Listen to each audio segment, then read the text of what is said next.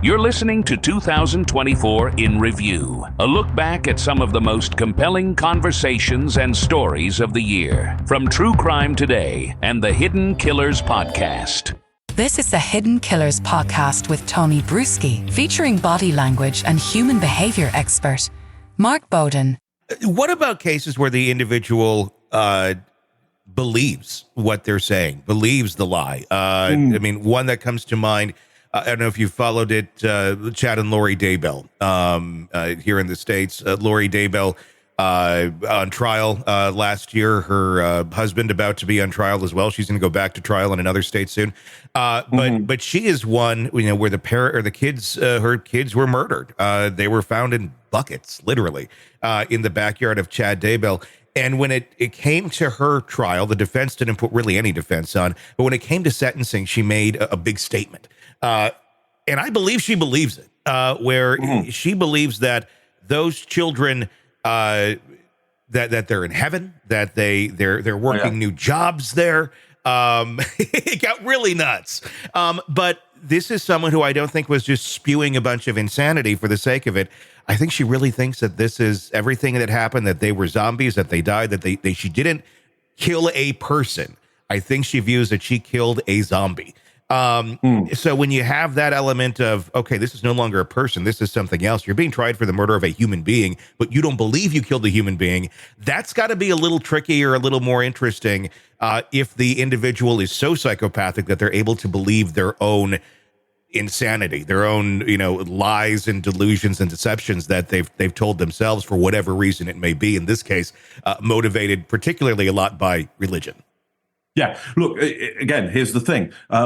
Some person's religion is my idea of insanity.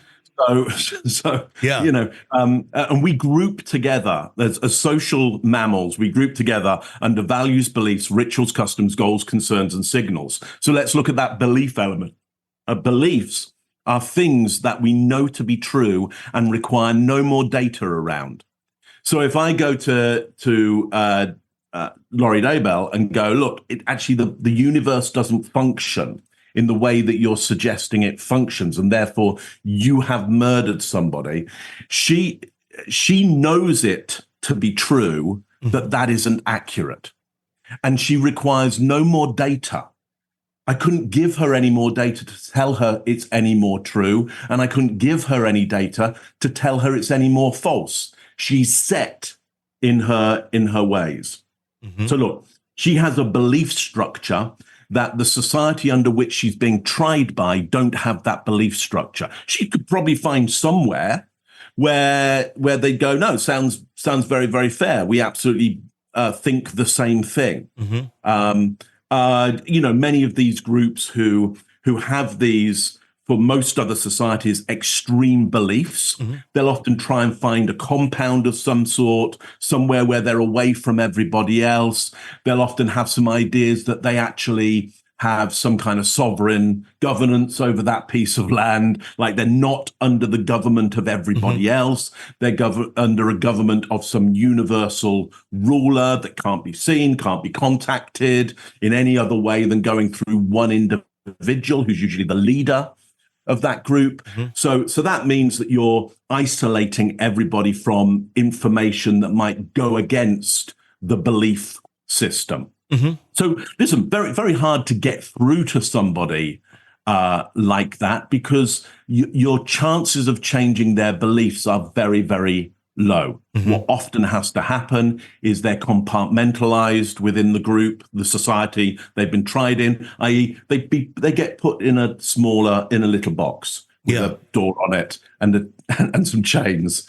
And society says, look, you're really not allowed to come out. Yeah. You know, because you're going to keep on doing this stuff because of your beliefs. Is that true quite often where people who have such extreme beliefs, there's no changing them? I mean, there would have to be some sort of monumental shift that would happen to them. It's not anybody with, you know, it's common sense or living in reality that is going to bring any fact to them that's going to make that change. I mean, do people like that ever change? Or what does it take for someone like that to? Yeah. Okay. So you can change people's beliefs. it takes a long time, or it takes as you say, a monumental shift around the environment that they are within. So, think about some beliefs that you might have, or anybody listening might have. And again, beliefs are things you know to be true and require no more data around. If I came to you with an academic document that says the world doesn't work like that, that's not true, would you even read it? Chances are you'd go, no, Mike, I'm not even. And I'd say, but it's from Harvard. It's from Harvard. And you'd go, well, what do they know? You would see off my expertise. Okay. Now, if I can pull the ground from underneath you, if I can make the land that you're on so unstable that the world isn't functioning in the same way, you'll probably have to start to change your beliefs in some way in order to survive.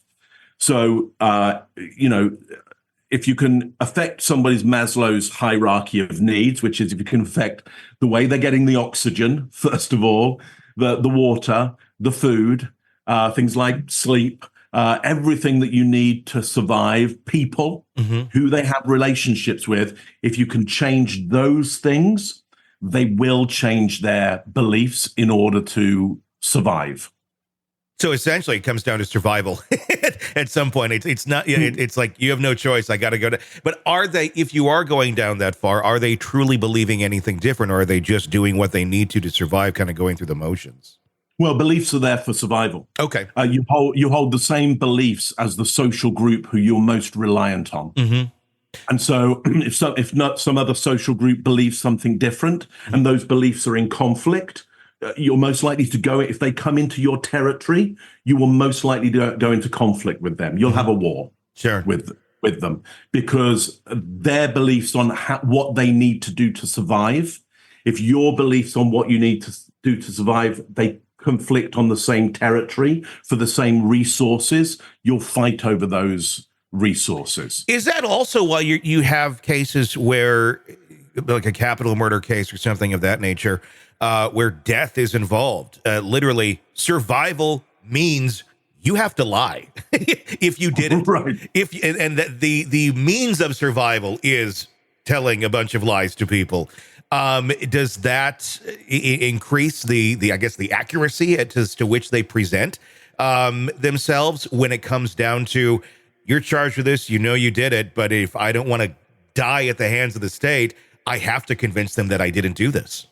Yeah, look, we all have to be very, very good at lying. Okay. And Tony, here you are. You look very successful to me. Here you are. I'm on a podcast with you. You look very successful. So my guess is you have a strong ability to lie, because otherwise, how would you get on with everybody around you if you weren't able to deliver the right level of inaccuracy in certain situations in order for you to function and for society to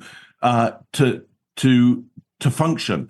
So look, ultimately think about this, the people that you love most. Do you want them to be good enough liars so that they could save their own life in a situation? They could lie in a way that would mean somebody who could do them harm would not do them harm because they convinced them of something that wasn't true. Would that be fair? Sure. You'd like them to be able to do that? Yeah. Absolutely.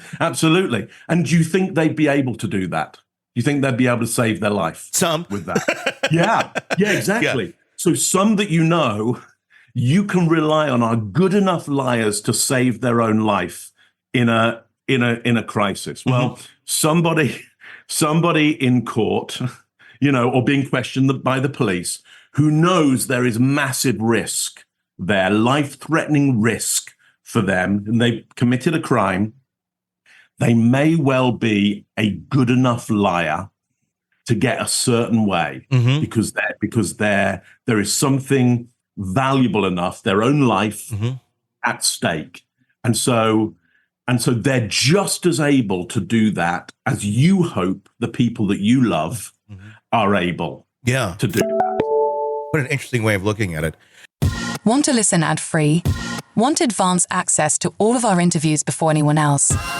Become a True Crime Today Premium Plus subscriber on Apple Podcasts. You get every episode commercial-free. So you can binge on true crime Until you can binge no more. Search True Crime Today Premium Plus on Apple Podcasts now, or go to our podcast page and sign up now. More of the Hidden Killers podcast next.